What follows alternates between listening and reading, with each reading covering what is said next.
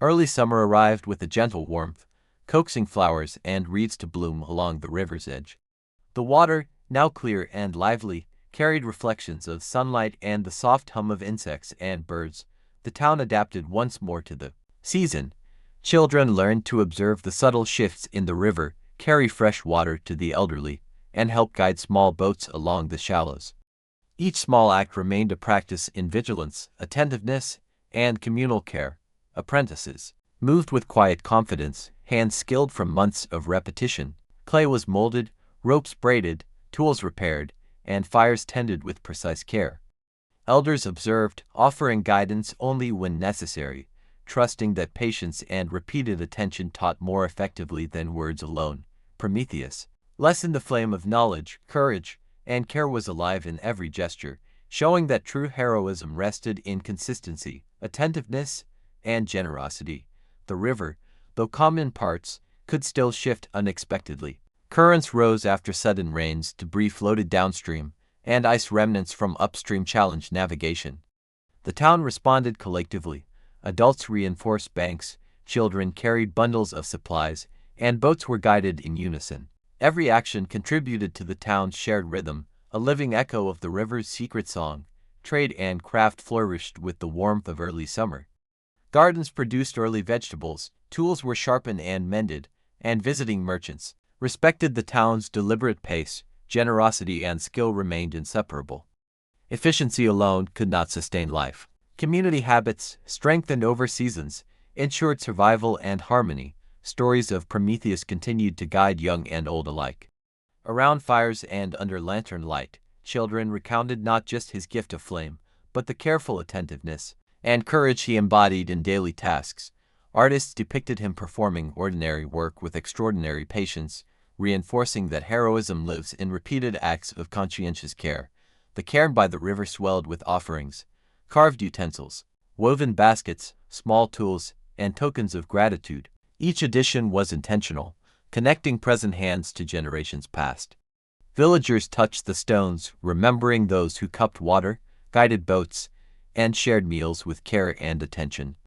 Memory, skill, and generosity intertwined seamlessly. Daily tasks continued to hold ceremonial weight.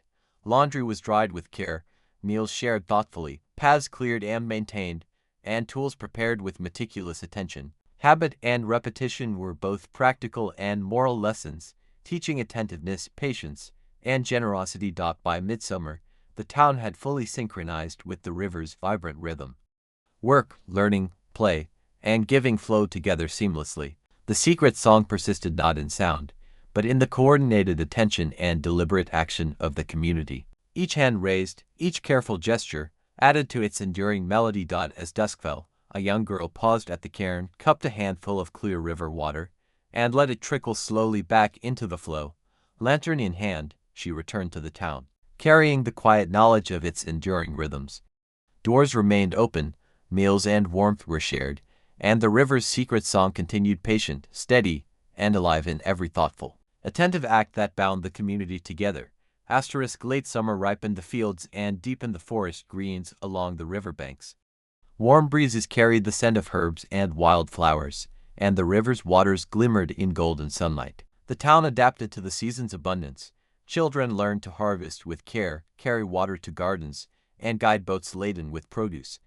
Every small gesture remained a practice in attentiveness, patience, and shared responsibility. Apprentices moved with practiced ease.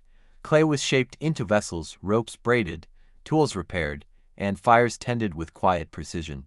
Elders offered guidance only when necessary, trusting that repeated attention and careful practice embedded lessons more deeply than instruction alone. Prometheus' flame, the gift of knowledge, courage, and care, burned in every act, showing that heroism was not spectacle, but consistent, attentive generosity. The river's currents remained alive and unpredictable. Sudden storms could swell waters or shift debris downstream, reminding the town that vigilance was continuous. Adults reinforced banks, children carried bundles of supplies, and boats moved in careful coordination. Each gesture contributed to the town's shared rhythm, the secret song flowing through all attentive actions. Trade and craft prospered with the season. Gardens and orchards yielded abundance, tools were sharpened and repaired, and visiting merchants learned to respect the town's careful pace. Generosity and skill remained inseparable. Efficiency alone could not sustain the community. Habitual care ensured both survival and harmony. Stories of Prometheus continued to inspire. Around fires and lanterns, children repeated tales not only of his gift of fire, but of courage expressed in attentiveness and patience. Artists depicted him performing ordinary tasks with extraordinary care, reinforcing that heroism is born from conscientious, repeated actions rather than dramatic deeds. The cairn by the river grew with offerings, carved utensils, woven baskets, tools, and tokens of gratitude. Each object carried intentionality and skill, connecting present hands to generations past. Villagers touched the stones, remembering those who cupped water, guided boats, and shared food and warmth. Memory, skill, and generosity intertwined seamlessly. Everyday tasks retained ritual significance. Laundry was hung carefully, meals portioned thoughtfully, paths cleared, and tools meticulously prepared. Habit and repetition became a medium for moral and practical teaching, instilling attentiveness, patience, and generosity in every act. By late summer, the town had fully aligned with the river's rhythm. Work, learning, play, and giving flowed together seamlessly, forming a living melody. The secret song persisted not in audible tones, but in coordinated attention, careful movement, and communal care. Every hand raised, every thoughtful act, became part of this enduring music. At sunset, a young girl paused at the cairn. She cupped a handful of cool river water and let it trickle back into the current. Lantern in hand, she returned to the town, carrying the quiet knowledge of its rhythms. Doors remained open, food and warmth were shared, and the river's secret song continued, patient, steady, and alive in every deliberate, attentive gesture that sustained the community. As winter began its slow retreat, the first hints of thaw appeared along the river's edges. Patches of dark water peeked through the ice, carrying a faint current that whispered of movement and renewal. The town adjusted its rhythm once more. Children learned to test the ice before stepping, to carry water and supplies with care, and to notice the subtle signs of changing weather. Each small act was a practice in vigilance, attentiveness, and shared responsibility. Apprentices now moved with a confident fluidity, their hands skilled in shaping clay, repairing tools, guiding boats, and tending fires. Elders observed quietly, offering advice only when necessary, trusting that the steady practice of careful acts was the most enduring form of teaching. Prometheus' gift, the flame of knowledge and courage, was alive in every gesture, showing that heroism lay in repeated attentiveness, patience, and generosity. The river, though slowly moving again, remained unpredictable. Thought currents could shift unexpectedly, carrying ice or debris downstream. Residents acted together, reinforcing banks, guiding boats, and transporting supplies. Even children played their roles in this rhythm, carrying kindling, alerting neighbors, or helping with sleds. Every gesture, every movement, contributed to the town's collective resilience and the secret song that bound them. Trade and craft responded to the changing season. Surplus food was carefully stored and shared. Tools were repaired and readied for spring. Visiting merchants adapted to the town's attentive pace. Skill and generosity, practiced habitually, remained essential. Efficiency alone could not sustain life here. Only careful, coordinated action allowed the town to thrive. Stories of Prometheus continued to guide and inspire. Around fires and lanterns, children recounted not only feats of flame-bearing but the lessons of daily attentiveness, cupping water without spilling, guiding boats safely, repairing tools, and sharing knowledge. Artists depicted him performing ordinary tasks with extraordinary patience, reinforcing that heroism was embedded in consistency, care, and responsibility. The cairn by the river, dotted with melting snow, grew heavier with offerings, carved spoons, woven baskets, small tools, and tokens of gratitude. Each contribution was intentional, a lesson practiced and remembered. Passing hands touched the stones, recalling generations of care, cupped water, guided boats, shared food, and tended fires. Memory and habit intertwined to sustain the community. Everyday tasks retained their ceremonial weight. Laundry was hung with care, meals portioned thoughtfully, paths cleared for safe passage. Habit became a medium of learning and moral practice. Repetition strengthened not just skill but character, ensuring that attentiveness and generosity were lived rather than taught in words alone. By early spring, the town had synchronized once more with the rhythm of the river. Work, learning, play, and generosity flowed together seamlessly. The secret song persisted not as audible music, but as shared attention, deliberate movement, and habitual care. Each hand raised, each thoughtful act, added to its ongoing melody. At dusk, a young girl paused at the cairn. She cupped the first warm water of the thawed river, letting it slip slowly through her fingers. Lantern in hand, she returned to the town, carrying the quiet knowledge of its enduring rhythms. Doors remained open, warmth and food were shared, and the river's secret song continued, patient, steady, and alive in every careful, attentive gesture that sustained the community through winter's retreat. Spring unfolded gradually, bringing a soft green tinge to the riverbanks and a gentle warmth to the air. The ice had receded completely, leaving the river free to murmur and ripple with renewed life. The town adjusted to this new rhythm. Children learned to navigate muddy paths, gather early shoots and herbs, and carry water and supplies with practiced care. Every action, no matter how small, was a continuation of the attentiveness and responsibility that defined their community. Apprentices moved with ease and confidence. Their hands shaped clay, repaired tools, guided boats, and tended fires. With a precision born of months of repeated practice, elders watched quietly, stepping in only when guidance was truly needed. Prometheus' lesson lived in these gestures. Heroism was not in dramatic feats but in repeated acts of careful, attentive generosity. The river's currents were lively, yet the town's habits allowed them to respond to sudden changes with calm precision. Children helped reinforce banks, adults guided boats, and every hand played a part in maintaining the town's harmony. Each gesture became a note in the ongoing song of care that flowed through the community. Trade and craft flourished with the season's return. Farmers shared early harvests, tools were repaired and prepared for the busier months, and visiting merchants adjusted to the town's deliberate, attentive pace. The rhythm of generosity and skill remained the foundation of survival, showing that efficiency alone could not sustain life here. Stories of Prometheus were retold around fires and lanterns. Children spoke of not just his gift of fire, but of the quiet lessons in patience, attentiveness, and communal care. Artists depicted him performing ordinary tasks with extraordinary patience, reinforcing that true courage was embedded in habitual, conscientious action. The cairn by the river grew with offerings, carved utensils, woven baskets, small tools, and tokens of gratitude. Each contribution carried intention and careful thought, connecting present hands to generations past. Passing villagers touched the stones, remembering those who had cupped water, guided boats, and shared meals with deliberate care. Memory, skill, and generosity intertwined seamlessly. Daily routines retained their ritual significance.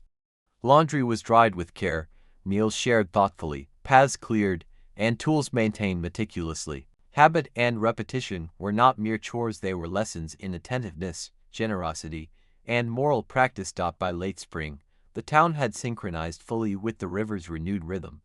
Work, learning, play, and giving flowed together.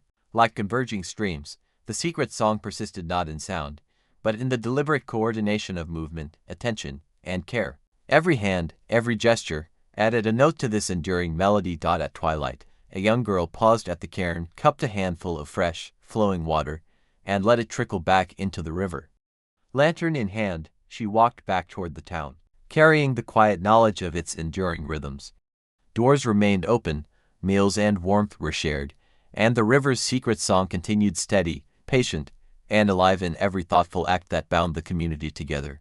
Winter settled over the town with a hushed authority, blanketing roofs and riverbanks in snow and frost. The river slowed under a crust of ice, but its currents whispered beneath the frozen surface, reminding all who listened that life persisted. Even in stillness, the town adapted its rhythm to the season. Children learned to navigate slippery streets, carry warm water for neighbors, and tend fires that crackled with both heat and communal presence.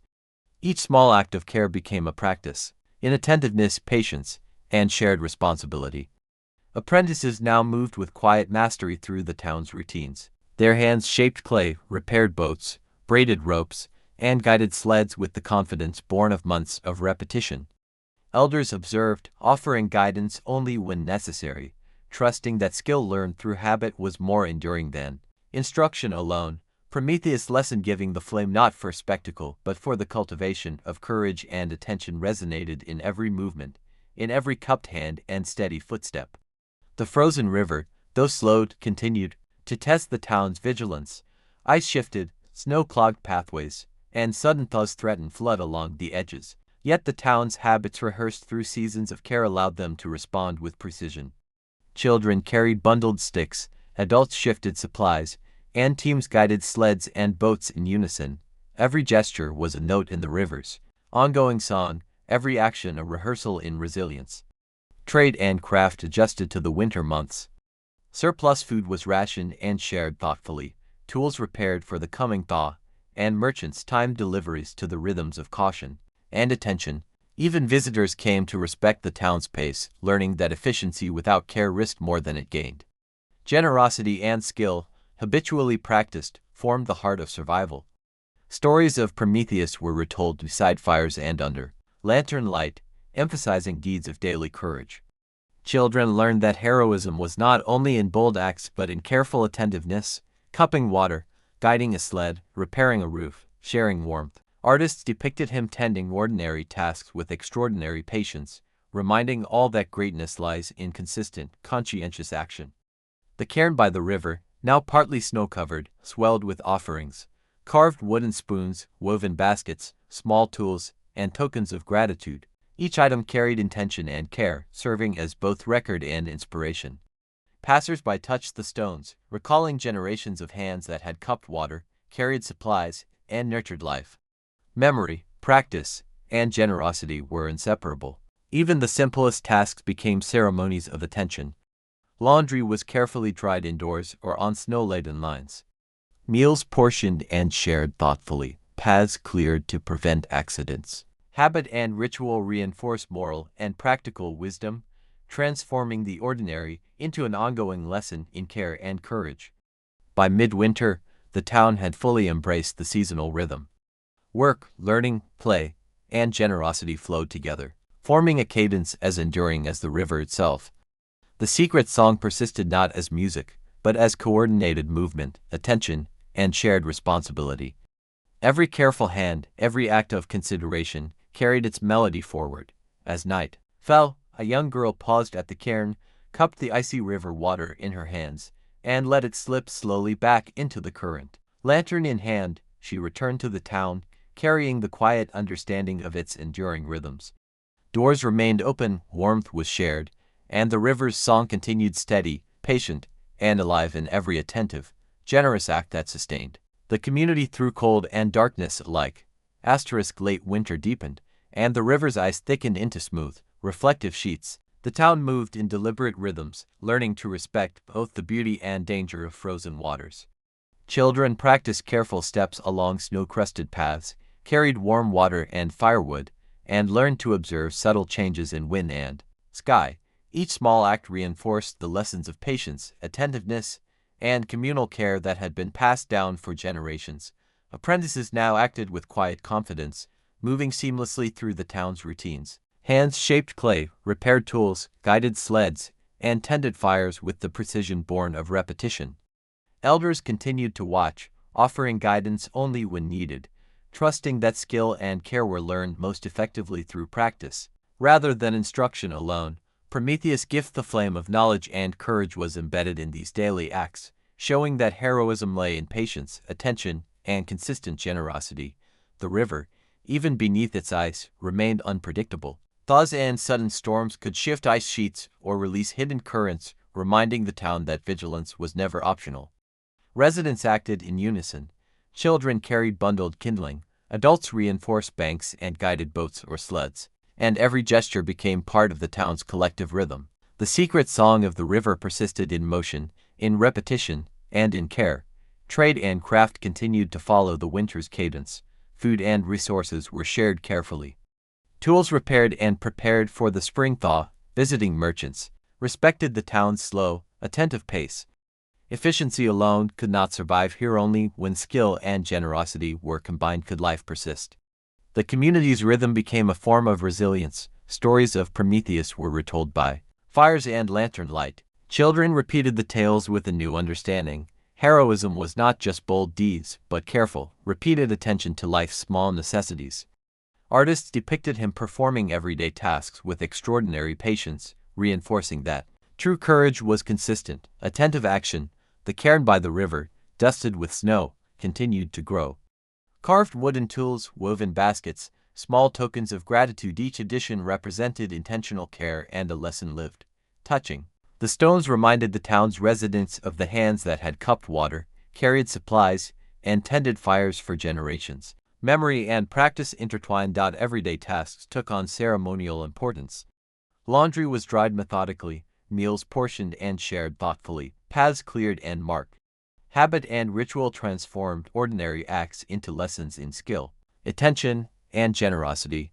The town's moral and practical wisdom was embedded in repetition. By late winter, the town had achieved a quiet harmony. Work, learning, play, and giving flowed together like tributaries converging into the river. The secret song endured not in sound, but in the rhythm of shared attentiveness, careful action, and generosity. Every hand raised, every thoughtful gesture, was a note in this enduring melody. At twilight, a young girl paused once more at the cairn. She cupped the icy water, let it trickle slowly through her fingers, and returned to the town, lantern in hand. Doors remained open, warmth and food were shared, and the river's secret song continued alive, patient and steady in every small, attentive act that bound the community together. Autumn came quietly, scattering leaves like fragments of gold and crimson along the riverbank. The air was crisp, carrying scents of earth and smoke, and the town adjusted to the shifting light and cooler nights. Children learned to gather fallen reeds for kindling, to watch the sky for sudden storms, and to carry harvests in careful, balanced hands. Each gesture, no matter how small, reinforced the patterns of attention and care that had become the town's lifeblood. Apprentices who had arrived in spring now moved with the confidence born of repetition. They repaired nets, braided ropes, and guided boats through narrowing channels with ease. The elders, observing, knew that skill was inseparable from habit. Every repeated act strengthened the community's resilience. Prometheus' lesson of giving fire, of teaching through practice was embedded not in words but in the rhythms of daily life. The river, slower now but no less unpredictable, reminded the town that vigilance was perpetual. Sudden rains raised the waters, ice formed earlier in shaded coves, and the current could still surprise an unwary hand. Yet the town's practices passed down 3 years of careful attention ensured that disaster became a rehearsal rather than a catastrophe. Children and adults alike moved in synchronized, deliberate sequences, tying knots, shifting loads, stabilizing boats, and alerting neighbors to danger.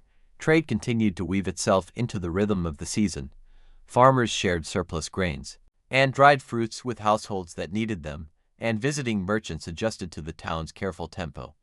New tools, seeds, and small technologies were tested against the habits that had preserved the community for generations. Only those that enhanced attention and care became part of daily life. Stories of Prometheus were told with renewed vigor in autumn evenings. Around fires and under lantern light, children repeated the tales as guides to action. He gave the flame so we could learn to hold it, they said. Artists painted him tending simple tasks with extraordinary focus. Poets recited his deeds, not as heroic exploits but as lessons in generosity and discipline. The flame, real and symbolic, taught that attentiveness was itself a form of heroism. The cairn by the river swelled with gifts, carved wooden spoons, clay vessels, bundles of herbs, and woven baskets. It was less a monument and more a living ledger of kindness, skill, and accumulated attention. Each contribution reflected a conscious act, a habit practiced and remembered. Passers-by touched the stones, recalling generations of hands that had cupped water, built fires, and shared loaves. Daily routines were ritualized with care. Laundry was arranged to dry efficiently, meals were portioned thoughtfully. Pathways were cleared to prevent accidents. Even mundane gestures were infused with meaning, reinforcing the community's moral and practical framework. Habit became a form of wisdom, and repetition a medium of learning. By mid-autumn, the town had fully adapted to its seasonal rhythm. Work, learning, play, and generosity flowed together seamlessly, forming a cadence as reliable as the river itself. The secret song persisted not in melody, but in action, attention, and shared responsibility. Every hand raised, every gesture of care, added a note to its continuing story. As twilight descended, a young girl paused once more at the cairn, cupped the river's water, and let it trickle through her fingers. She returned to the town, carrying the quiet understanding of the rhythms that sustained her community. Doors remained open, bread was shared, and the river's secret song continued steady, patient, and alive in every careful, attentive act that stitched life together. The first frost of late autumn stiffened the reeds along the riverbank, painting silver edges on every leaf and blade of grass. The town's rhythm shifted subtly. Mornings began with scraping ice from boats and lanterns lit earlier, casting a warm glow over chilled faces. Children learned to walk carefully on slick stones, to carry warm water for the elderly, and to anticipate sudden changes in weather. Each act, repeated over and over, reinforced the habits of attentiveness and care that the river had always demanded. Apprentices now moved with fluidity through the town's routines. Their hands shaped clay, braided ropes, tended fires, and repaired boats with a quiet confidence earned through months of repetition. Elders watched without interruption, trusting that the steady practice of small, meaningful acts was the truest teacher. Prometheus' lesson, once myth, now lived in muscle memory. Heroism is in careful attention, in consistent generosity, and in the courage to act with patience. The river reminded them that vigilance could never be abandoned. Ice formed in shaded coves, sudden rain swelled tributaries, and debris threatened passage along familiar channels. Yet the town's habits developed over years of attentive practice allowed them to respond with precision and calm.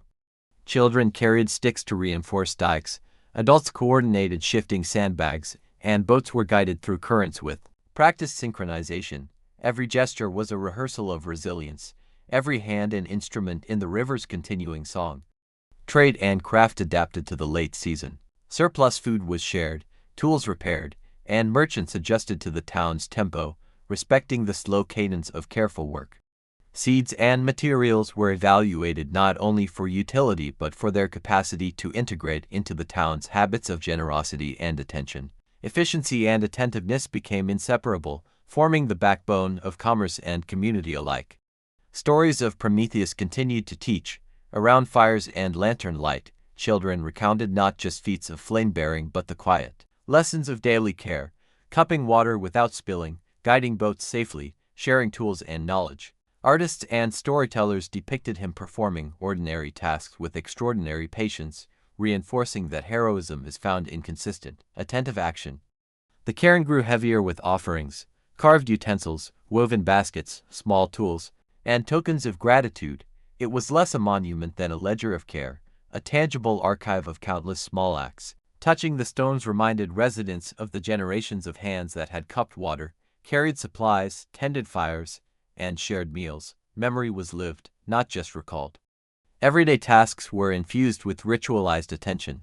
Laundry was hung with care, meals portioned thoughtfully, paths cleared for safe passage. Even the smallest acts became carriers of moral and practical wisdom. Habit, repeated across seasons, became a living framework for the community, shaping both skill and character. By early winter, the town had fully internalized its rhythm. Work, learning, play, and generosity flowed together seamlessly. The secret song of the river persisted not as melody, but as movement, attention, and shared responsibility. Every hand raised, every careful gesture, contributed to its ongoing refrain. As dusk fell, a young girl paused at the cairn, cupped the icy water, and let it slip slowly through her fingers.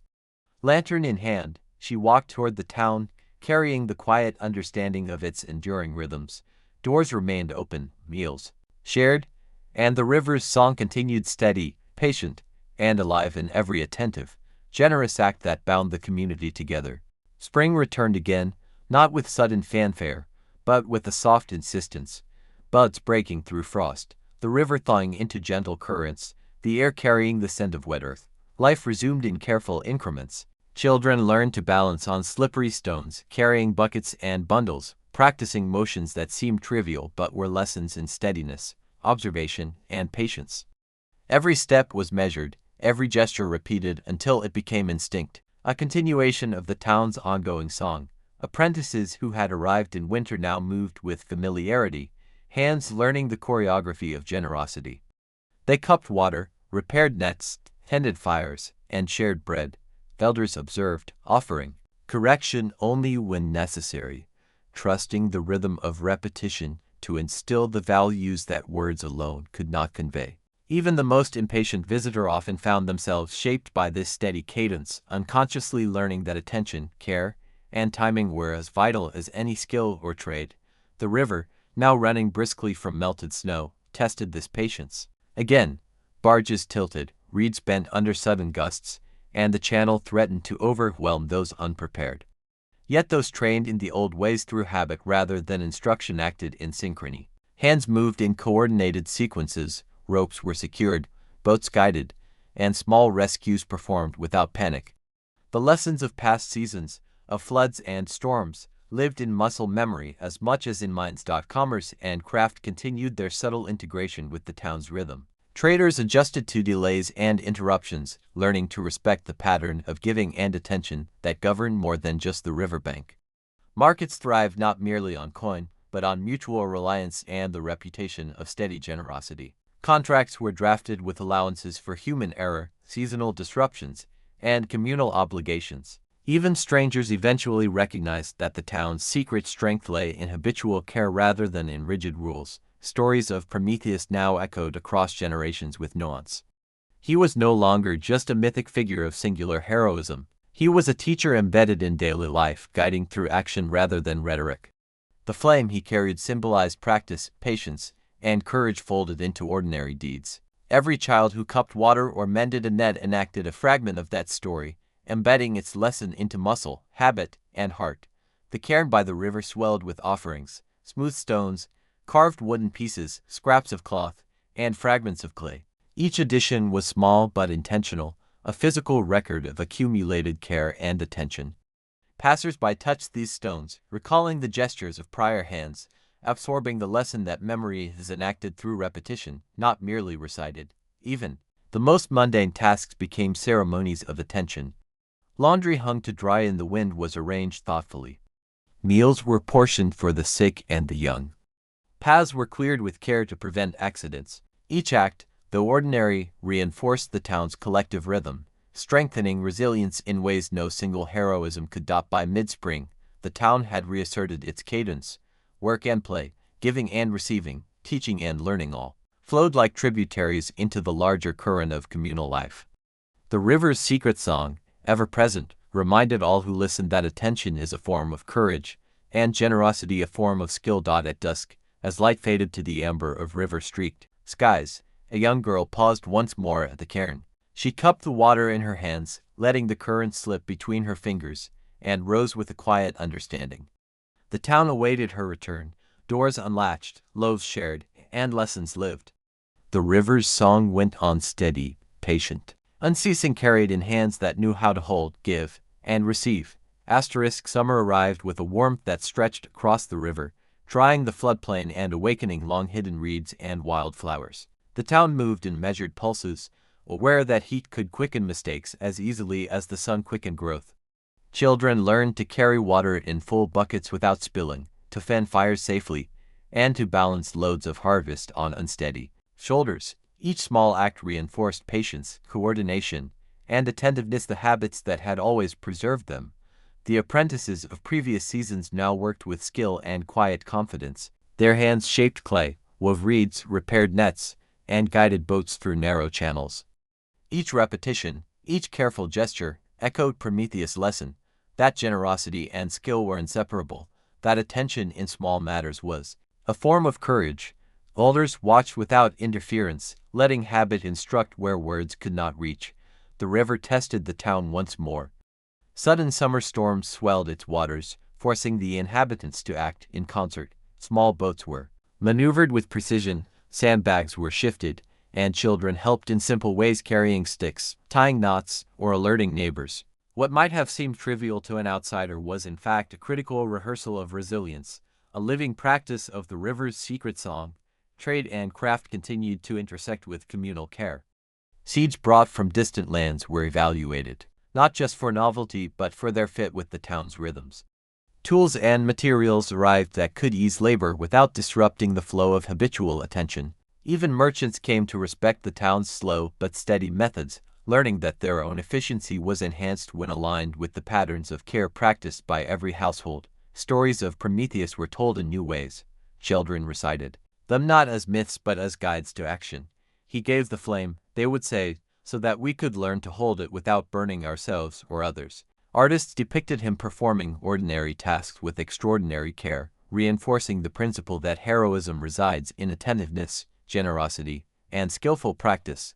The cairn grew heavier with contributions, carved utensils, woven baskets, small tools, and tokens of gratitude. It was less a monument and more a ledger of lived generosity, a tangible map of habit, memory, and attention. To touch it was to remember the town's values and the hands that had kept them alive through decades of flood, frost, and fire. Everyday tasks remained infused with ritual and care. Laundry was hung in patterns that allowed airflow and minimized tangling. Meals were portioned to ensure no one went hungry. Paths were cleared and marked so that even in haste, travelers could move safely. These mundane acts, when repeated and observed, became the backbone of the town's moral and practical life. By late summer, the town's rhythm had achieved a near-perfect harmony. Work, care, teaching, and play flowed together like the river itself. The secret song persisted not as music but as movement, attention, and habitual generosity. Every resident, young or old, contributed to its ongoing melody. As twilight settled, a child paused at the cairn, cupped water in her hands, and let it flow slowly back to the river. She walked toward the town, carrying the quiet knowledge of its rhythms. Doors remained unlatched, meals were shared, and the river's song played on steady, patient, and alive in every act of careful giving, every hand raised to help, and every gesture of attention that stitched the community together. Winter returned with a quiet insistence, frosting the quay and weighing the reeds low to the water. The river slowed beneath ice sheets that flexed and groaned like a living thing. The town adjusted its rhythm accordingly. Children learned to tread carefully on frozen margins, carrying small lanterns that cast circles of warmth on the white, while elders reminded them that patience could be as vital as courage. The cadence of giving shifted subtly. Meals were shared indoors, fires stoked for those without, and the habit of attention adapted to the season's demands. New apprentices arrived from neighboring valleys, drawn by tales of a town that taught more than trade that taught care. They arrived with different hands and eyes, unpracticed in cupping water or mending nets, but the routine of demonstration and repetition shaped them gradually. A teacher might guide one small hand over clay, another over rope. A ferryman's careful stroke at the oar became the lesson itself, not the words describing it. Those who learned in motion absorbed the town's secret. That generosity is a skill, honed through repetition and attentiveness, as much as any craft. Occasionally, the river tested them. Ice jams forced unplanned labor, heavy rains swelled the canals, but in every challenge, the town's habits endured. Chains of neighbors carried beams, reinforced dikes, and rescued stranded animals. Acts that once seemed small, folding a blanket, passing a rope, sharing a meal, gained weight in the crucible of necessity. The old ferryman, who had long since stopped counting his years, often watched silently as children moved in tandem, repeating motions he had taught decades before, and found reassurance in the continuity of their hands. Even commerce, once suspect in its intrusion, adapted to the town's rhythm. Traders who had brought distant goods learned to wait their turn, to recognize the small offerings that mattered more than profit, and to speak in a language of care as well as contract. Contracts themselves bore subtle amendments, allowances for flood years, provisions for those in need, clauses that preserved human dignity. In this way, the town proved that structure could coexist with generosity, that law need not suppress habit but could formalize it. Stories of Prometheus evolved alongside these practices. No longer just a figure of myth, he was a tutor embedded in daily life, his flame a symbol of skill and endurance, his fire a reminder that courage without attention is hollow. Elders recounted his lessons to children not with drama but with demonstration, folding reeds, cupping water, sharing the first loaf. Each act of repetition became a syllable in the living story, a reinforcement that habits carry the moral weight of myth more reliably than spectacle. By midwinter, the cairn was layered thick with gifts and small tools, wooden spoons, braided Ropes, tiles, scraps of fabric. It was less a monument than a ledger of daily care, a material record of countless acts of generosity and attention. Passers-by touched the stones and remembered the gestures of those before them. In this way, memory itself became habitual, encoded not in words but in touch, sight, and the rhythm of repeated acts. Even in hardship, the river continued to teach. Ice cracked under the weight of early thaw. Waters rose unpredictably, testing dikes and boats alike. But the town's hands, trained over decades, moved in practiced sequences. Sandbags shifted, lines pulled taut, small boats guided through the currents. Children learned to anticipate, to observe subtle signs in the water, and to act with both caution and courage. The song of the river was less melodic than instructive, a tutor in flow, patience, and timing. By the end of the season, the town had weathered winter as it had weathered generations, through attention, skill, and habitual generosity. The river's secret song persisted not as a single note but as a living cadence, one that braided human action with natural rhythm, making a form of life that was resilient, adaptable, and morally attentive. And, as always, a child paused at the cairn, cupped the icy water, felt its weight, and walked back toward the town. Lantern in hand, she carried the lesson quietly, that care is neither grandiose nor fleeting, but a habit practiced day by day, season by season, flowing as steadily as the river itself. The seasons continued their quiet rotation, indifferent yet shaping the town in subtle ways. Spring floods brought fresh silt and a smell of wildflowers along the banks, while winter's frost drew sharp outlines on the quay and filled the air with the sound of cracking ice. In every shift, the town's rhythm endured. Hands cupped, doors left open, small favors exchanged, stories passed, emblems of Prometheus repeated in forms both practical and symbolic. Generations, each learning in the motion of habit rather than in the force of lecture, discovered that the river's song was less about melody than about timing the patient intervals between giving, receiving, and remembering. The children, who had grown with cupped hands, became teachers themselves. They showed apprentices how to mend nets, how to carry water without spilling, how to cut reeds so that they would bend but not break. Their students learned that attention is a craft, as precise as carving an oar or stitching a sail, and that small care could prevent great disasters. A lesson once learned in fear, the collapse of scaffolds, the sudden rise of the river, was now taught in anticipation, so the town's muscles of kindness were also muscles of foresight. Occasionally, strangers arrived bearing news of distant calamities or extraordinary inventions. Some carried instruments that sang in strange registers. Others brought seeds from lands far away. The town did not adopt all at once. Each thing was measured against the habits that had preserved them. 3 years of flood and famine. Only those that fit the rhythm of care were woven into daily life, a new seed for the communal garden, a new tool that eased labor without severing the chain of hands that tended it. Even the river seemed to approve, carrying currents that allowed small boats to pass safely despite the encroachment of modernity. The rituals, too, evolved without losing their essence. The unlatched became a calendar of giving. Neighbors left loaves, shared warm drinks, repaired fences, and whispered advice to the next generation. Yet the heart of the practice remained simple. Every act was a note in a song not meant to be performed for audience or profit, but to train the hand, the eye, and the ear in the ways of attentive living. A child might offer a bowl of water to a bird. An adult might carry firewood for someone recovering from illness. The gestures were small, but repeated faithfully, they became a language no ledger could contain. The town's stories of Prometheus multiplied as well. Artists painted him in the glow of firelight. Poets traced his gestures through seasons and deeds. In each retelling, one thing remained constant: the emphasis on practical generosity, on giving that sustained rather than diminished. Prometheus was neither a mythic giant nor a cautionary ghost, but a tutor whose lessons were enacted, not preached. Each ember cupped in hands, each boat rowed through flood, each door left open, became a syllable in his persistent, living language. Even challenges could not undo the town's habitual resilience. When a storm tore at rooftops, neighbors formed chains to carry beams and salvage goods. When a trader cheated or an official demanded excess, the town responded not with hysteria but with measured correction and shared vigilance.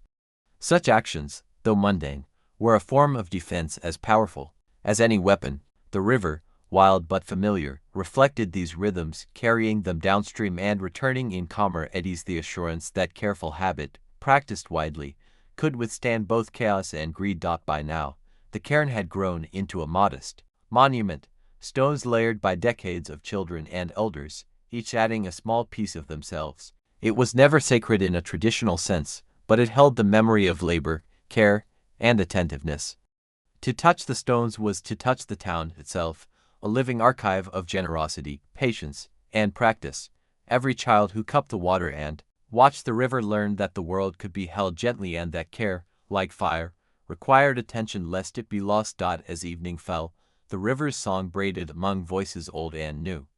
Young apprentices hummed the tune learned from elders. The breeze carried fragments of the past. A reed whistle gave shape to a phrase no longer secret but always alive.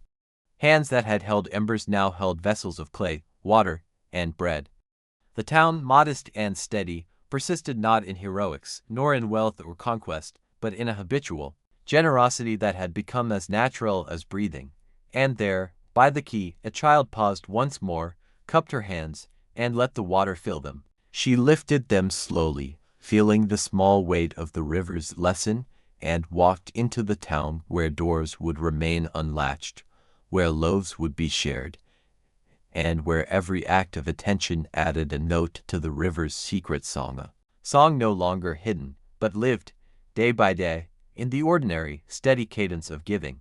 Years folded into the town like new sediment, quiet, accumulating, and stubbornly ordinary. The quay's stones kept the prints of many feet. New faces came and left, and the ritual of cupping hands persisted as if it were grammar rather than ceremony. The children who learned on those stones never quite forgot the cadence. Listen, hold, give. Listen, hold, receive. It became a way to measure the world that was neither mystical nor merely practical, a tempering of appetite by habit. Modern conveniences arrived in crooked caravans. There were wires strung along the lane for news that arrived faster than anyone needed, and a distant steam whistle that startled the gulls. The canal brought not only traders but engineers with their own tidy assumptions.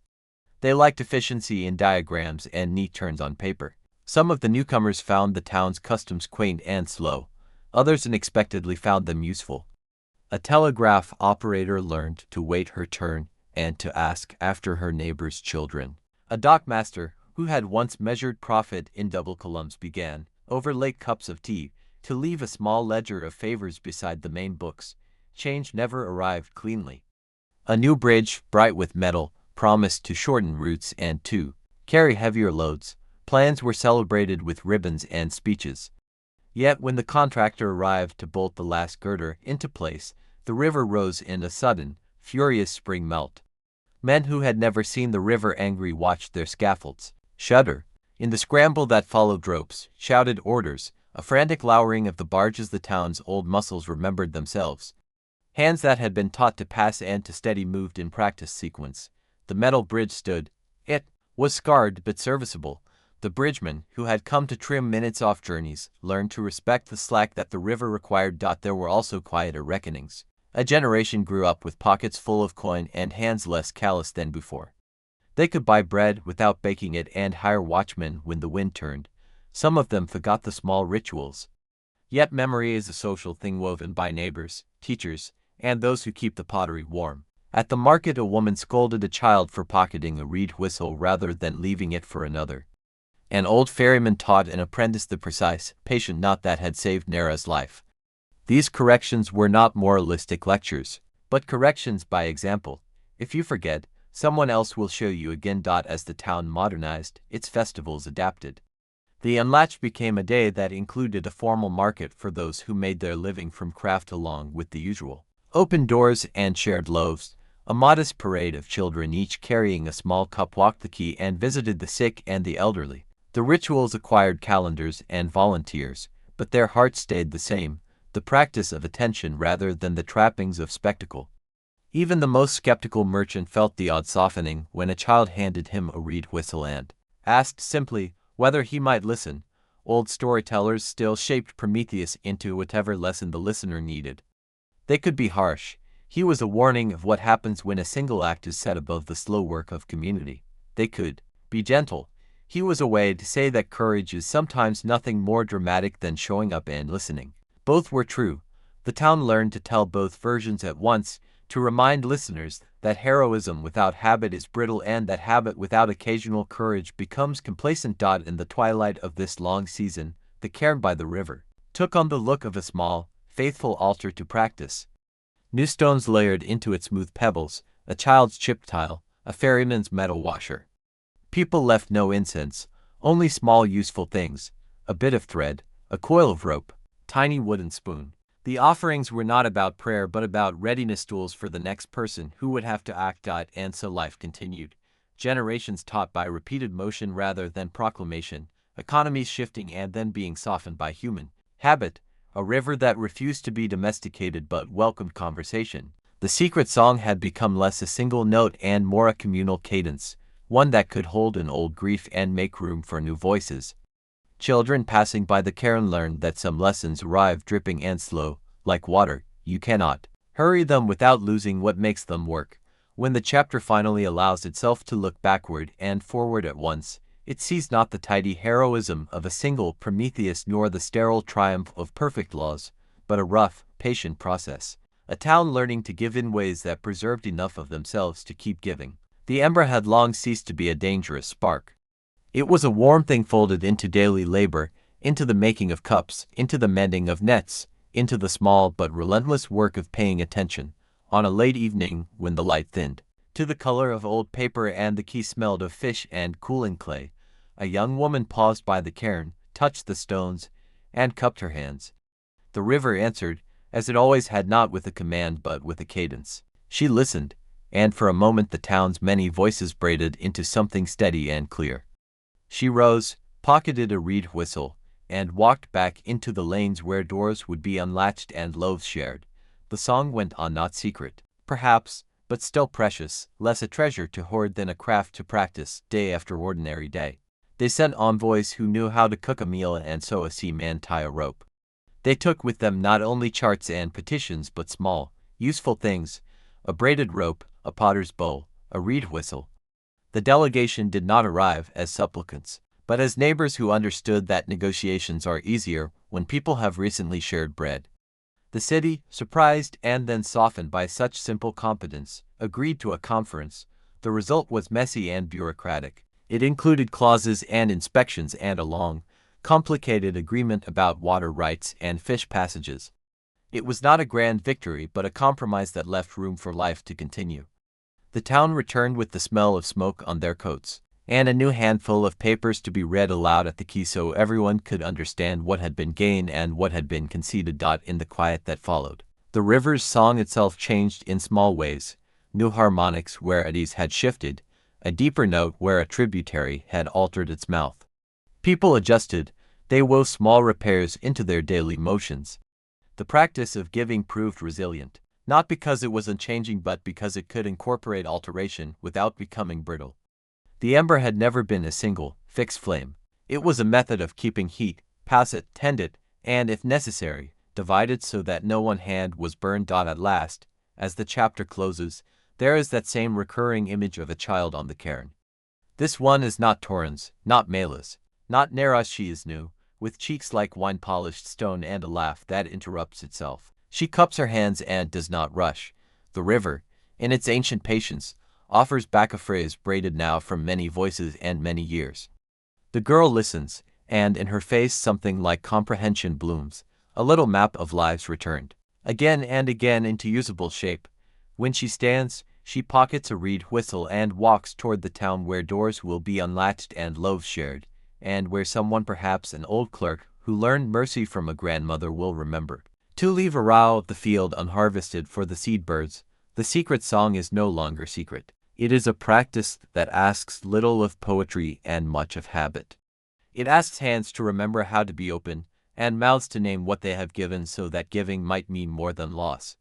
And down by the bend, where the cairn keeps its watch and children stack the stones anew, the river keeps singing steady, indifferent, and always, quietly, ready to teach another person how to listen. The town learned to make festivals out of small graces. Once a year, on a morning when the river ran clear and the air tasted of new bread, they held a day called the Unlatched. Doors were opened, kettles left to hum, and strangers were invited to sit at long tables. Children were given simple tasks: mending a torn sleeve, carrying a cup to an elder, retrieving a lost mitten from the reeds, and the day was scored not by speeches but by work done together.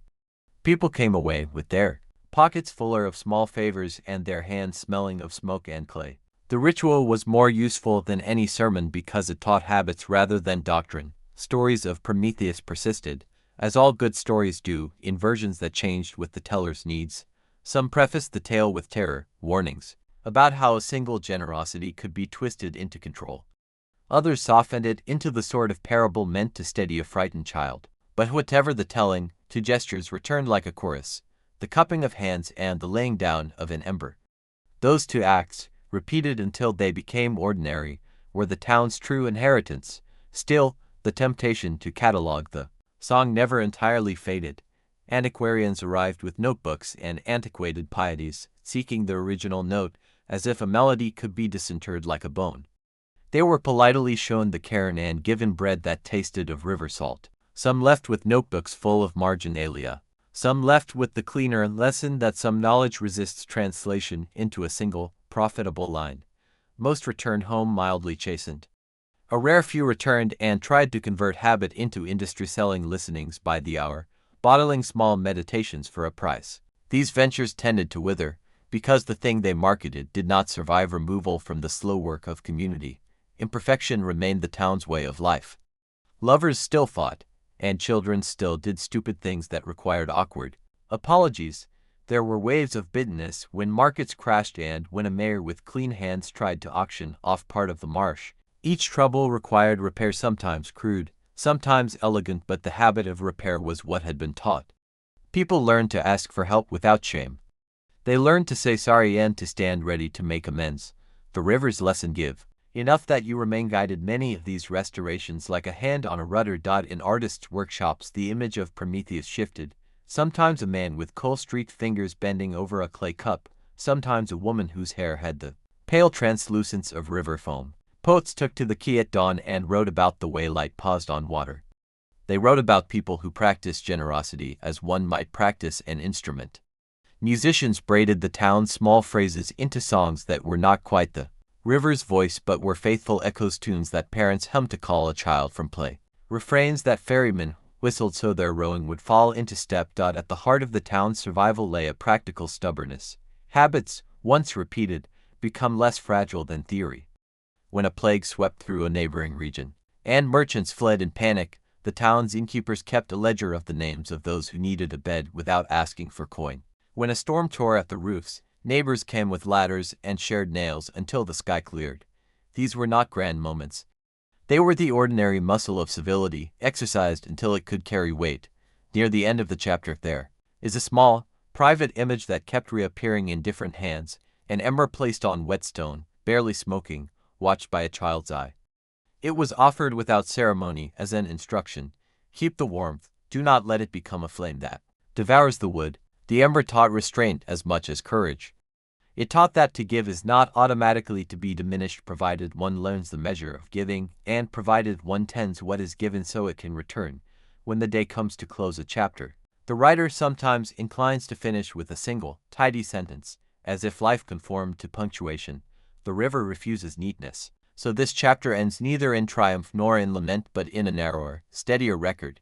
People who remember to empty a cup, hands that pass things until the motion is ordinary, a town made less by possession and more by practice. Prometheus remains a name that points to one useful thing: a practice of listening, and the river keeps its song, not locked in a single voice but braided now among many.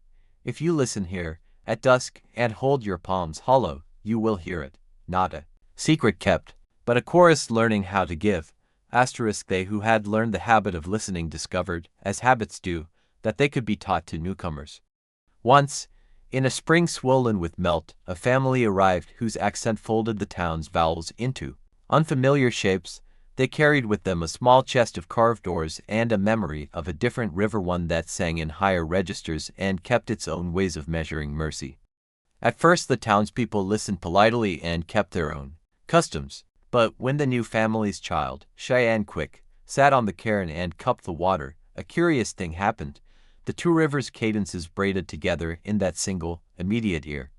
The child hummed a phrase that had never been heard. On these banks, and an old ferryman paused mid-row, his hands remembering a motion he had no name for, and then tried it. It worked, slightly altered, the ferry moved smoother for a day.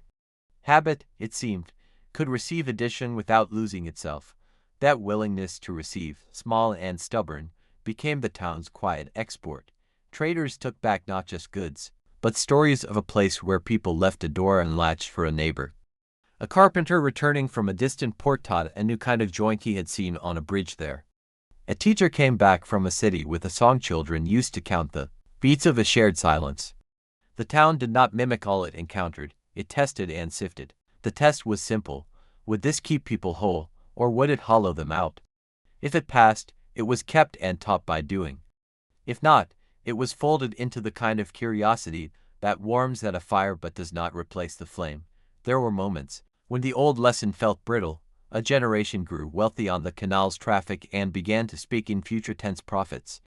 They built an edifice for trade with windows like eyes, and inside those eyes decisions were made by men who had never cupped a palm to water. A dispute over tolls became a quarrel of sharp clauses and lawyers who measured goodwill in fees. For a time it looked as if the town might trade its habit for a ledger's certainty. But even ledgers need people to sign them, and signatures are written by hands that have known how to give. The younger clerks who had been taught to listen by their grandmothers found ways to reintroduce slack into the contracts. They wrote clauses that allowed for mercy in flood years and for the relocation of those most at risk. It was not charity so much as a bureaucratic remembering the law shaped by memory rather than fear. Not every compromise was noble. There were profiteers who learned to mimic the gestures of giving while harvesting their gains. They opened their doors on the unlatched while closing them to those who could not pay. They kept a single reed whistle on a shelf as if it were a relic and called themselves custodians. The town's habit responded in the only way habits can, by repetition. Neighbors kept watch, people who could refuse to be blinded by appearances. They asked for proof of practice and not merely display. The performative generosity shrank under scrutiny. Genuine acts, even when small and awkward, accrued trust. Old age came to those who had been children of Prometheus's first night, and with it a tenderness that grew less theatrical and more exacting. They taught apprentices not by speech but by the repeated motion of hands, how to fold a reed so it would not snap, how to make a cup that would sit steady in a child's grip, how to carve an oar that matched a back. These were crafts of attention. The town kept a small school where these skills were practiced between arithmetic and reading. It was not a school of doctrine but of muscle memory and small moral training. A boy could leave with sums in his head, and a knot in his pocket that would save a life. One cold winter, when the river froze in false skins and the quay rang with brittle air, a rumor came of a distant city that planned to dam the headwaters. The news traveled like a frost, slow at first, then everywhere at the same cruel instant. If the headwaters were choked, the river's moods would change. If the river changed, the town's language of giving would find new test. Meetings were called, letters were written. Some argued for negotiation, others for a show of force, and some fewer, colder spoke of leaving. In the end the town did what it had always done best. It listened, it learned, and it made offer. Outside the town, other places copied fragments of what they saw. A market that left a stall always empty for someone who came with nothing. A school that taught the art of waiting. A council that began every important meeting with 15 minutes of silence. None of these were identical to Mela's work, nor did they need to be. The secret song was not a melody to be reproduced note for note. It was a disposition to live with less certainty about possessing and more interest in repair. In the end, the town did what towns do with the things that save them. They grew ordinary. Prometheus lived on in footnotes and children's plays, in the cairn of stones and the occasional coal left on wet anniversaries. The river kept its moods, sometimes stubborn, sometimes playful, sometimes terrible. Mostly it remained what water is, patient, indifferent, and generous in the long way. And the song, once secret, had become a practice, a communal tune hummed, in the small acts of daily life. On clear nights, when the quay was empty and the moon leaned like a confidant, you could still hear it if you knew how to listen. It was less a single phrase than a chorus now, braided from the town's many voices, the soft instructions of midwives, the measured patience of ferrymen, the clumsy apologies of those who had learned late. It taught no doctrine.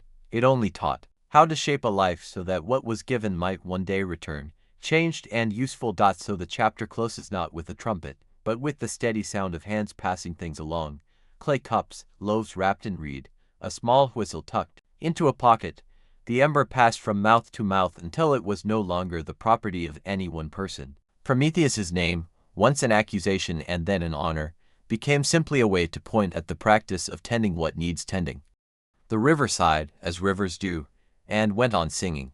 The years folded into generations until the memory of a single night blurred into many small nights. Children who had only heard second-hand of Prometheus no longer asked whether the ember had been stolen or gifted. They only learned the shape of offering. The town grew in ways neither wholly quaint nor wholly modern. Markets widened, ships came and went, and a modest school taught arithmetic beside a lesson in how to tie a rope that will not slip when a hand is wet. There were quieter legacies than canals and bylaws. Lovers still carved initials into the keystones, but they also left behind lists of who needed wood, who needed watch, who would take a sick goat for a week. Old feuds dwindled because someone remembered, one damp evening, to hand over bread and ask after the hurting person's name. Grief, which once stacked like winter's dead leaves, became something neighbors learned to shift and compost into something that could feed new growth. The town's heart beat less like a clenched fist and more like a set of hands at work. Prometheus's legend smiled and angled itself toward whatever a teller most wished to prove: sacrificial hero, meddlesome radical, quiet ferryman. None of those was wrong and none captured everything. The truth, always messy, was that one stubborn act of listening set a tone. People found that habit easier than they expected and easier to pass on. It did not save them from all folly. They still argued, and sometimes greed returned disguised as enterprise. They still built walls when fear was high and took them down when shame was higher. But the longer the town practiced the small mercies, the more often their hands, by force of habit, moved to bridge rather than to bind. In late autumn, when the river sent ice like pale tongues scraping its edges, the quay became a place of gathering. The children who had once watched Prometheus through the dark were themselves now either bent with years or gone. Torin's grandchildren taught other children how to cup the water with the gentleness of someone who knows that some things cannot be hurried.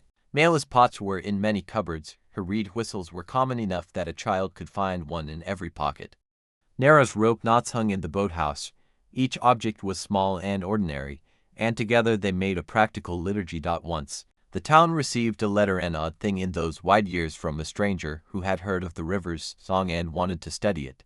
He came, as scholars do, with questions and instruments and a courteous impatience for the inconvenience of listening. He spent a week in the market, a week at the quay, and then he sat beneath the old willow and asked to be shown the song's form.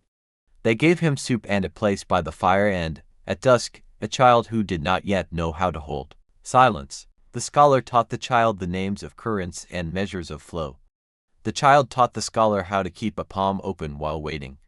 When the man left, his notebooks were filled with precise diagrams and a single, sudden line in the margin. To listen is to make room. That line, scratched in a cheap inkwell, traveled farther than any plan or charter. It found its way into another market town school, into the ledger of a ferry company that began to measure not just tonnage but time given to passengers, into a small chapel where a bell was rung not for prayer but to call neighbors when someone needed hands. The phrase, having been caught and relayed by simple human acts, showed how easily knowledge migrates when it is practiced rather than proscribed. There were endings, of course. Houses collapsed, old fires consumed pantries, new rulers taxed the marshes in ways that made merchants rich and reeds poor. Yet the river kept its patience. It did not reward the town for keeping faith, nor did it punish for forgetting. It simply continued to move, to shape, to wash and leave room. People learned to respect that indifference. They found in it a strange freedom. If the river did not guarantee return, it at least taught how to give with a chance of remainder. In the final pages of this long chapter, what remains is not a tidy moral but a weathered map of practice. Keep a cup empty enough to receive, build, with joints that bend, teach a child to wait, and pass on your ember not as treasure locked in a chest but as a small, warm thing folded into common work. The rest is for each generation to discover. On a morning, when the mist hung low and the quay smelled of fish and smoke, an old woman, her hands still steady enough to mend a net, stood where the cairn watched the rivers bend. She touched a stone and then, as she had been taught many times over, cupped her hands and listened. The sound she heard was not secret anymore. It was many voices braided into one clear instruction. She smiled, folded her palms, and walked back into the town where the work of giving and receiving, as fragile and stubborn as river glass, went on. The years softened into a habit of watching. Children who had been toddlers when Prometheus moved through the town grew into the first generation for whom the river's phrases were less miraculous and more ordinary, a grammar of life learned at the elbow. They carried Mela's lessons like a shared tune, sometimes hummed, sometimes forgotten, sometimes remembered at the precise, necessary moment. Albert's reputation followed a different arc. He aged like ink left in the sunlight, sharpened into edges. His pamphlets, once sold in stalls and read aloud in market squares, became textbooks in the hands of men who preferred systems to surprises. Yet systems need caretakers who will adapt them, and Albert had always been more certain of answers than of questions. When a winter thawed into a spring of sudden floods that no schedule had predicted, some of his codified shutters failed where a little slack would have saved them. He felt, for the first time, the particular shame of having taught others how to close a world. That humility came late and awkward. Albert tried to apologize in the only way he knew how, by convening another council, by offering grants for river baffling, by drawing plans with measured margins. Many accepted the help, many, remembering deeds, were slow to trust the hand that had tightened their thresholds. It was Mela who cut the tension with a practical gesture. She walked into the market carrying a crate of the very pamphlets Albert had printed, set them down, and filled each with loaves wrapped in reed leaves. She left them on doorsteps and walked away without a look to see if they were opened. The act was so small and so human that it ended the furious algebra of blame. In time, Albert sat by the quay and listened, and though his learning was halting, it was real. Not all lessons required rescue from disaster. Life taught them other ways to hold the song. Weddings where vows included promises to leave one room open in every house. Funerals where songs were sung not to seal grief but to loosen it. There emerged rituals that were not laws. An evening when neighbors walked the banks and checked each other's thresholds. A child's rite of passage in which the youth was taken at dawn to the river and taught to cup silence before speaking. These small ceremonies stitched the town to the river in daily, human terms, less theatrical than Albert's listenings, less solitary than Prometheus's midnight vigil.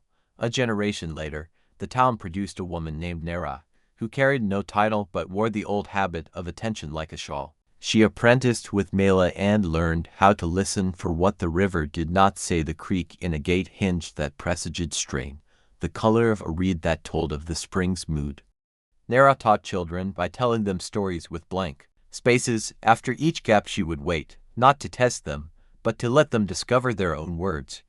The waiting was a kind of generosity in itself, and it taught patience in ways pamphlets could not. The river, for its part, remained indifferent to flattery.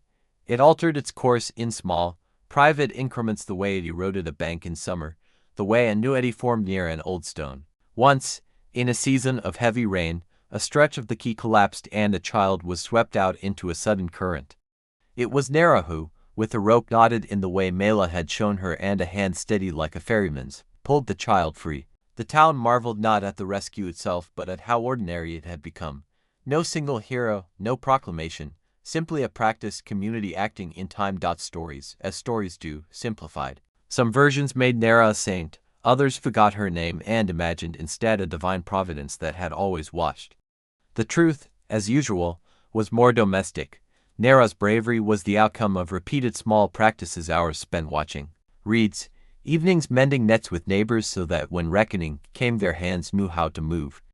The town's memory preferred a tidy narrative, but its survival depended on the messy repetition of ordinary care.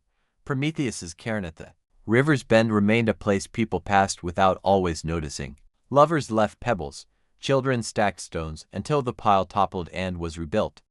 Once in a while, an old man or woman with the exacting edge of age would stop and lay a single small coal upon the rocks, an emblem, some said, of the ember that had once been cupped and shared. The river accepted these votives the way it accepted all things, By keeping to its course and making room, toward the end of her life Mela would walk the banks at dusk and listen for the old phrase. It had not left the town, it had merely diffused, transformed into craft and habit. Sometimes she heard it plainly, sometimes it came braided with other sounds, the scream of a gull, the clang of a barge, but always there was a kernel she could recognize, a willingness to give that left room for return. She would smile and tuck a reed whistle into her pocket, then wander back to the quay to find a child who needed to learn how to hold an empty cup. When she died, they did not turn her into an emblem. They baked bread in the ovens she had repaired, and in the week after her passing neighbors took turns tending the place by the quay where she had liked to sit. There was no altar, only care, bouquets of river grasses, mended nets, a stack of clay cups for a future apprenticeship.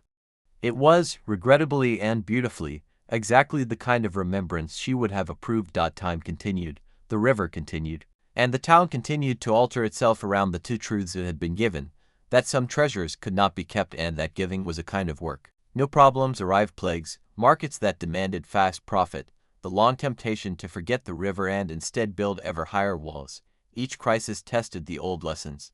Some eroded them, others confirmed them. Always, the river's song was there as a measure, not a law, but a voice people could choose to tune themselves by.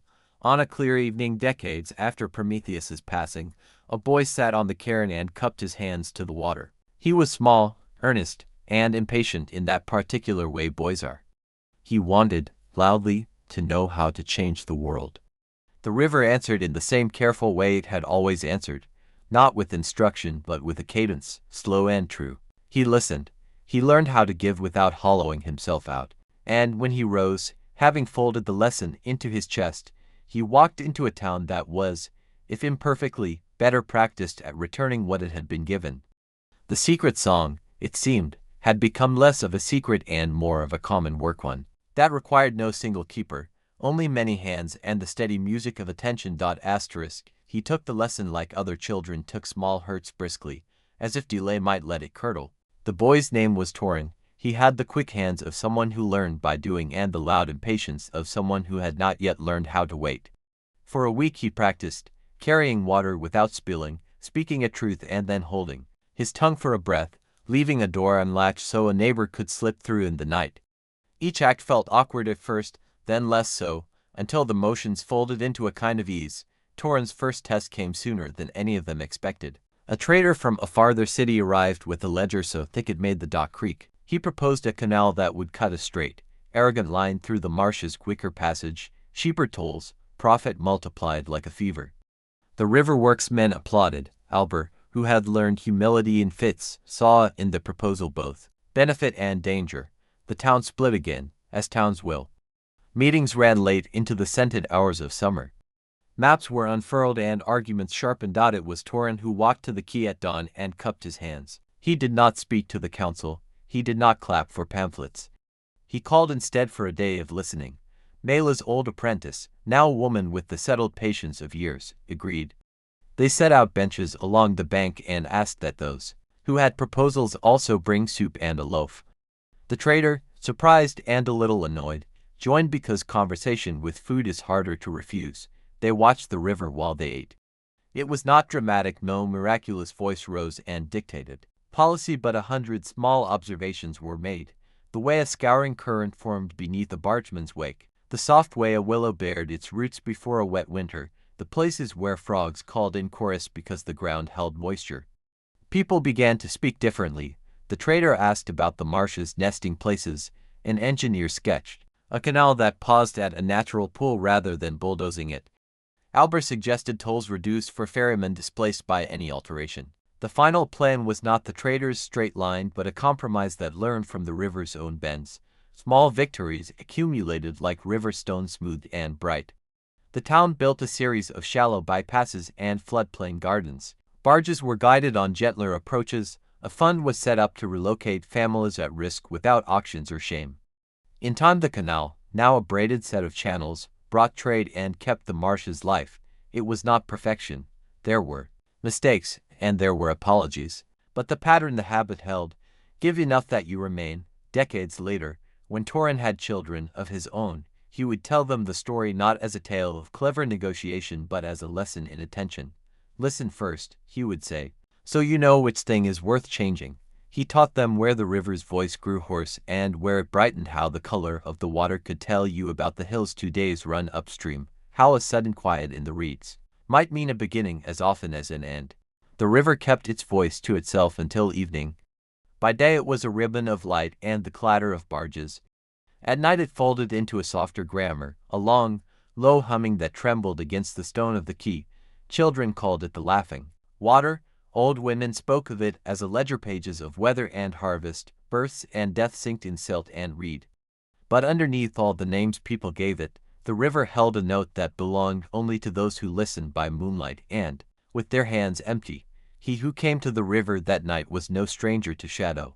They called him Prometheus in the quiet, private way people give worn heroes the names of myth, not for any statue-like resemblance, but because he carried, small and bright, a stubborn kind of defiance. The town believed he sought to steal the song for himself. They had always assumed any theft was of flame or gold. But Prometheus did not come with torch or bag. He came with an ear pressed to the cold air and a patient, unbelieving hope. At the first bell of midnight, the river opened like a throat. The sound it offered was not music in the ordinary sense. It was a mapping of the world in tones and pauses, a melody arranged by the slow arithmetic of water meeting stone. It spoke of flood and of mercy, of small resistances, how reeds bent instead of breaking, how fish found new roots when old beds hardened into memory. And beneath these practical things was a single phrase, repeated and fragile, like smoke, how to give without being diminished. Prometheus cupped it like an ember and blew, not to own it, but to let it grow. The ember multiplied, not as fire, but as a current that unearthed smaller currents, knowledge that slid into the town's waking life disguised as common sense. Soon, potters found their clay less quick to crack. Bridgewrights built joints with a patient slackness that let the river breathe. Neighbors began to lend more than tools, they lent attention. The gift needed no altar, only a hand cupped in the dark. Of course, rumor is quicker than gratitude. The council accused him of theft. Prometheus answered simply, I did not steal the song, I ferried it. Songs belong to those who can hear them. And some, hearing this, understood. The price was solitude. He became the keeper of crossings, teaching others how to kneel by the bank and hold an empty cup while the river ran through. In time, his hair whitened and his life narrowed. One day he walked down to the river and did not return. Children said the river sang him home, and the town, having learned its lesson, kept listening. The river, patient as ever, kept singing. He had given the town a taste of listening. What came next was the harder work of learning to hear when the heart wanted only to speak. In the months after Prometheus's disappearance, the town split along the clean fault lines that old gifts often make. One side held to the practice of loose, human gestures, the women and men who mended roofs by passing the timbers from hand to hand, who left a bowl of porridge on a doorstep without ledger or receipt. They treated the river as a teacher whose lessons must be translated back into messy, everyday care. The other side wanted rules. Committees formed to record the phrases that had seemed useful, to codify the gestures into ordinances and councils, to parcel the new wisdom into neat municipal units. They named these rules the river works and spoke of scalability as if the river itself had ever cared for metrics. It was inevitable that someone would try to make the song teachable, measurable, profitable. A man named Albert, smooth in speech, flinty in ambition, acquired the favor of the richer merchants. He set up demonstrations, public listenings where actors, coached by hired musicians, performed the river's notes for coin and applause. He sold pamphlets that reduced the song to aphorisms. He taught children a simplified chant that fed a school bell. For a time it seemed the lesson would be swallowed and digested into policy, until policy proved itself fragile against water. Not all translation is treason, but translation does change a thing. Where the town had once learned to leave gaps to let the wine through, the river works taught scheduled openings, times when shutters should be allowed to rattle and when granary vents must yaw in a prescribed rhythm. The laws made life predictable, and at first, safer. But predictability breeds complacency. The first real flood after the codification found the town adhering to its timetables even as the river ignored them. The sills that had been built to a formula snapped where the old, informal logic would have yielded. That winter the town discovered that the best laws were those that remembered how to be elastic. A smaller countercurrent to Albert's tide gathered. around the quay where a girl named Mela kept vigil. She had been 12 when Prometheus came, and for 13 winters she'd watched the river and kept a ledger of a different kind, one of small mercies. Mela learned to hear subtler things than the public listenings could produce, the small, embarrassed pause before the river would admit a truth, the way one note folded into another only when someone else was patient enough to let it. People went to her to learn again how to hold an empty cup. She refused to write the song down. Instead, she taught by making cups and mending nets, by sitting beside those who could not hold grief and showing them, plainly, how to do it. Her method was practical. She walked to the mills and the fields and found the moments where an ear might be offered over a shared meal, in the slow work of fixing a wheel, in the thready silence after a child's first cry. She taught farmers to leave one row of a field unharvested as a place for seed birds. She taught midwives to name what they feared before the fear could harden into shame. These were small, almost invisible changes, but they altered where tenderness could settle. Children raised under such habits grew less likely to react with the quick, shut fists of possessiveness. As the years folded, the town's memory of Prometheus split into many threads, a saintly figure on one street, a meddlesome agitator on another. Lantern makers sold charms stamped with a tiny Prometheus in one corner no larger than the thumb, and the rich placed them on mantles to signal their enlightened taste. Mela, whose hands smelled of wet clay and river mud, would sometimes laugh and tell those who made altars that an actual gift is not worth kneeling before. The river sings for work, not worship, she would say, and then, near the water, teach a child how to fold a reed into a whistle. The river itself remained sovereign and, being water, wound around human projects with the patience of an old thing. When drought came, 3 parched summers that tested hospitality, the town discovered how brittle their new systems were. Where rules had assumed plenty, the humble practices of attention proved more resilient. People who had been taught to listen were the first to notice the softening call of the source, the early whisper of stress in the reedbeds. They pulled their small attention's hours of fetching, of carrying, of watching, and the town survived, with less loss than its neighbors. In that season the old phrase worked its way back into common speech, "Give enough that you remain." Mela grew into a woman who moved through the town like a reed bending when the wind obliged, holding when it mattered most. She began, in earnest, to teach a new kind of apprenticing, not for engineers who measured but for caretakers who remembered how to be less final. Her pupils learned to build houses with thresholds 3 hands high so that when the river rose, people had a place to stand and a place to pass a child without shouting. They learned how to leave room in their speech for someone else's truth. They learned how to be uneasy with answers that came too quickly. One autumn, a delegation arrived from a distant market town. They had read Elber's pamphlets and wanted the river works transplanted to their plazas. They watched Mela's folk on the quay and asked for the formula. Mela gave them bread and a cup of river water and, when they were done tasting, led them to a field where the last of the swallows nested. She said nothing about laws, she only asked them to listen. Some left with new humility, some with impatience. The ones who listened carried home a habit. The others carried home a pamphlet. So it went, neither triumph nor failure, but a long apprenticeship in the negotiation between gift and governance. Prometheus's ember had not burned the town to ruin, nor had it set it upon a pedestal so high no one could reach. It had simply shifted the town's appetite. Some turned to measure it.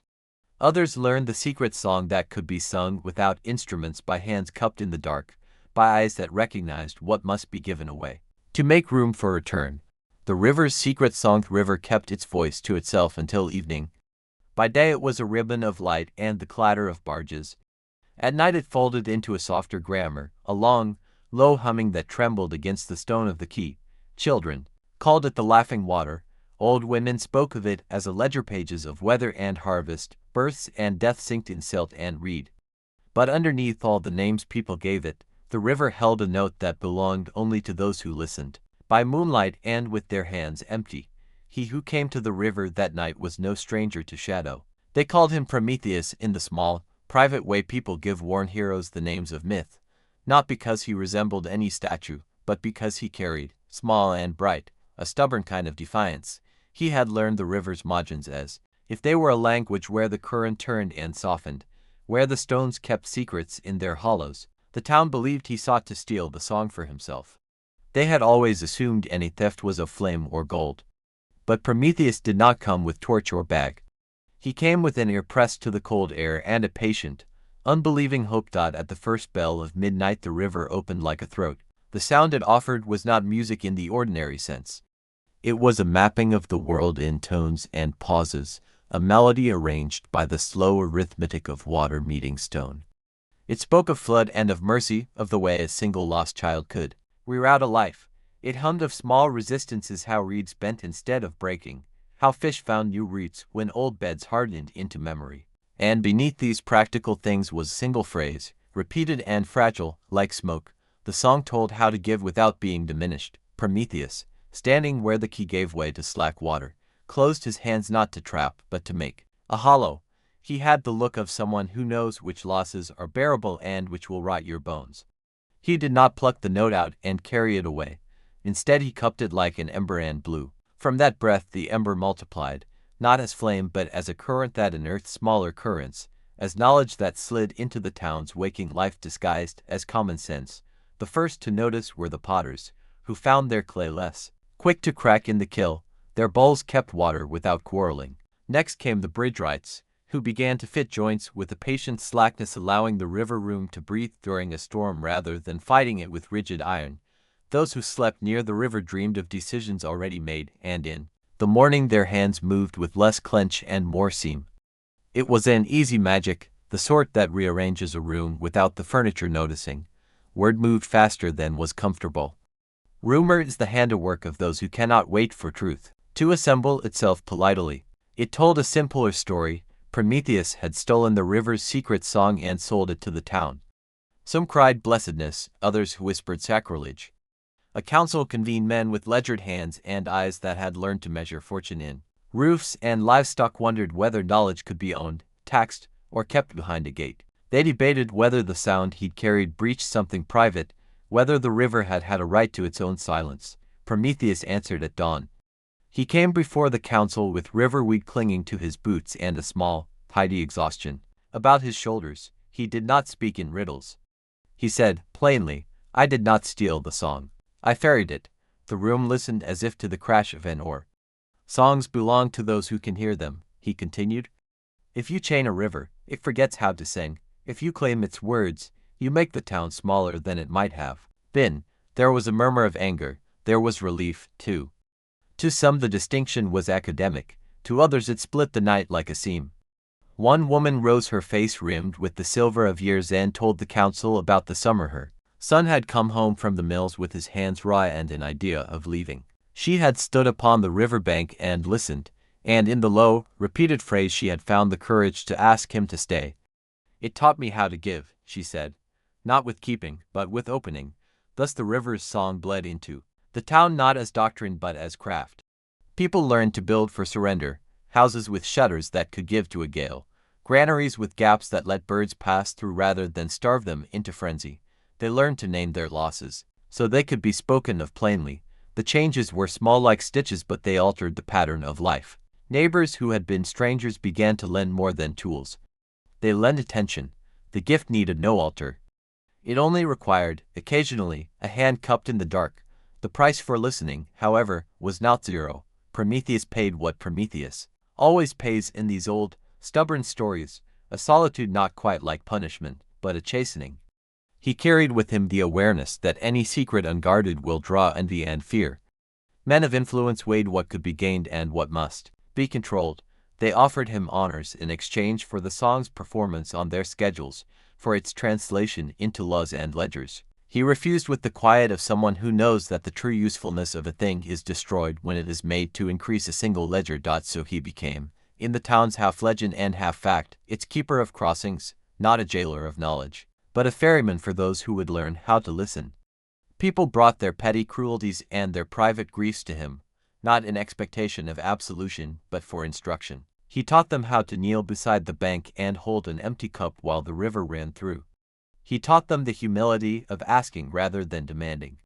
In return, his life narrowed no long family, no grand house, because there is a cost to making yourself available.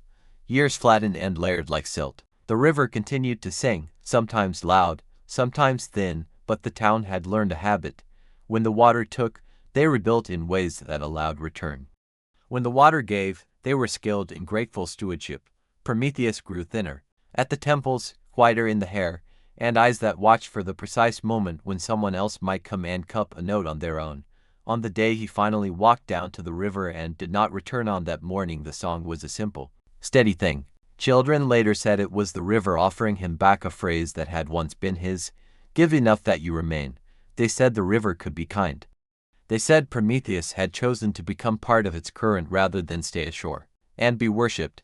And if the stories leaned toward the beautiful, it was because towns live by such stories, by the hope that sacrifice is not mere loss, that the heat one carries into a cold world can become a pathway for others. The river, patient as ever, kept singing, and where its bank curved and showed, a small cairn of stones marked the place where the town learned to listen. Often at dusk someone would stop and cup their hands, and for a moment the whole world would seem arranged into a clear, usable pattern: water, giving, people, learning. A single, stubborn ember passed from hand to hand until it grew into the work of a community.